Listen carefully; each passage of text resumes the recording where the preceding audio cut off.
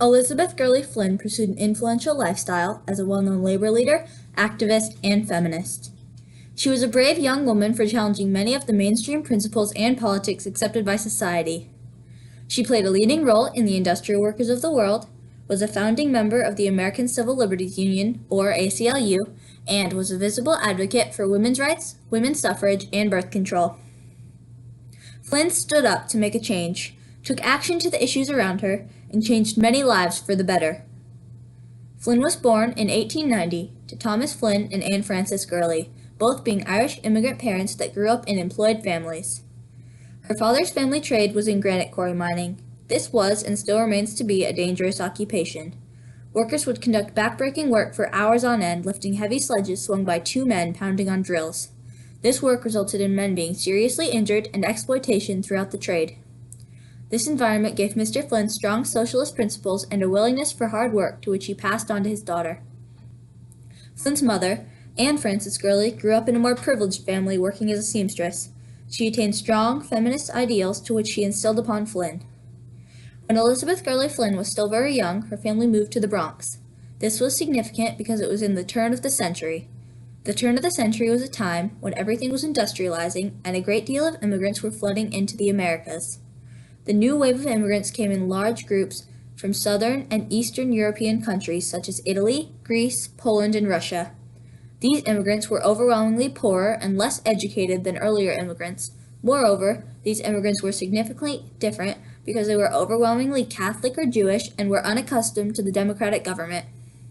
These immigrants needed jobs to support themselves and in a lot of cases their families. They would often take whatever jobs were open to them with really no choice, resulting in poor working conditions and, for the most part, low or uncompensated work. In addition to the inflation crisis occurring, the early 1900s were also a time of enormous levels of discriminatory violence in many parts of America. It was a time when women did not have the right to vote and were treated unfairly. Elizabeth Gurley Flynn was exposed to these political issues as well as aware of the issues of the underprivileged working class and poor worker rights for most of her life. As she grew older and became more capable, she became a prominent leader in the fight to abolish these unjust biases. By leading marches and speaking to crowds, she became a well-known Protestant in the Pacific Northwest.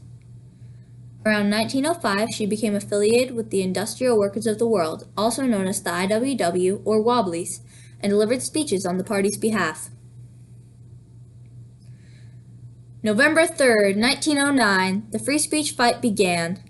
Elizabeth Gurley Flynn and the IWW joined the unemployed of Spokane to rally against the poor working conditions and unacceptably high turnover rate of jobs in the Pacific Northwest. At this time in Spokane, hundreds of people were lined up in the streets of employment agencies trying to find some sort of stability. But this issue was that these jobs were unreliable and oftentimes non-existent. This happened because owners did not want their workers to unionize and strike against the unfair treatment. The Wobblies wanted to help with this, so they came to Spokane to speak with the unemployed. This is where the soapbox corner meetings occurred, and Elizabeth Gurley Flynn was remembered. The local government would not let the IWW rent a hall to hold a meeting, so instead, they would hold them on street corners where the people were. IWW members would line up, waiting to step up on a soapbox and speak, but only for a second until the police took them down and they were dragged off to jail. The first day alone, over 100 Wobblies employees and Spokaneites were arrested. All told, within weeks, over 500. Within the jail, the prisoners were treated horribly. The prisoners were put into the boiler room with heat on full blast. Then, the officers would turn off the heat and open the windows, resulting in many prisoners becoming sick. The authority approved that the prisoners would be fed moldy bread as their only food source, resulting in many of them becoming very ill and even dying. In addition to these injustices, abuse was rampant due to the prisons being run by a strict male workforce. To learn more, I reached out to Liz Moore. She witnessed guards taking other women prisoners into private areas and raping them. She couldn't see what was happening, but it was clear what was going on. And she was, when she was taken to court, she spoke about this. And she was pregnant at the time, and she was a sort of like nice Catholic Irish pregnant girl, like this young woman. And so very sympathetic very sympathetic character as far as the jury was considered. She wasn't this sort of like stereotype of the rough union thug that they had in mind, and that was really like put out about who union organizers were.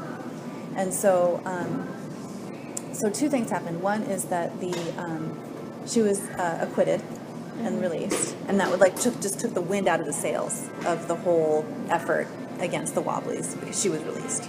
Yeah. And the second thing that happened that's really important is that she talked about what she had witnessed in the jails. And at that time, there were no women guards. All the guards were men, even in the women's section of the jail. And so her kind of publicity about that resulted in the mayor or city council establishing a Blue Ribbon Commission to investigate the conditions in the women's jail. Wow. And they recruited the women, the sort of society women from the Spokane Women's Club to be on the Blue Ribbon Commission. And there was this really important act of cross-class solidarity when the women from the Women's Club said, no, we're not going to take part in your commission unless you change your plan and actually interview women prisoners, which was not part of the original plan for the commission. Like, Yeah. I don't know how you would investigate jail conditions without actually talking to people who were in the jail, but that was not their plan. And so the women said, no, we're not going to legitimize your commission with our participation unless you agree that you're going to talk to the people who are actually in the jail. Wow. And so they agreed, the commission agreed, and so there were significant reforms that came out of that commission effort, like women matrons in the jail, women guards in the jail, so that the women prisoners were safer. There were a number of free speech fights like this in cities across the West. The fight in Spokane was shortly before the founding of the ACLU, and indeed, multiple founding members of the organization that dedicated itself to defending civil liberties, including Flynn, were visible protagonists of the free speech movement.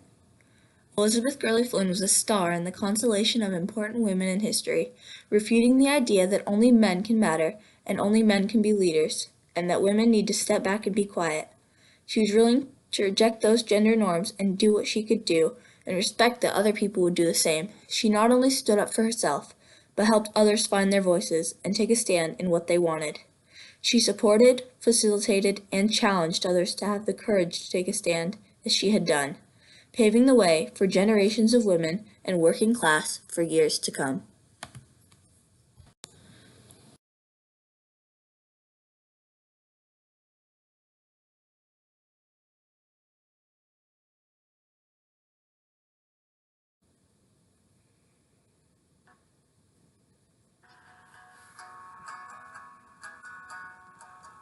There are women of many descriptions in this queer world, as everyone knows.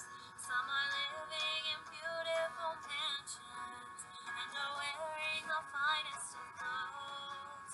There are blue-blooded queens and princesses with their charms made of diamond and pearl. But the only and thoroughbred lady is a rebel girl. It's the rebel girl to the working class. She's a precious woman. She brings courage and pride and joy to the fighting rebel boy. We've had girls before, but we need some more in the industrial workers of the world. For it's great to fight.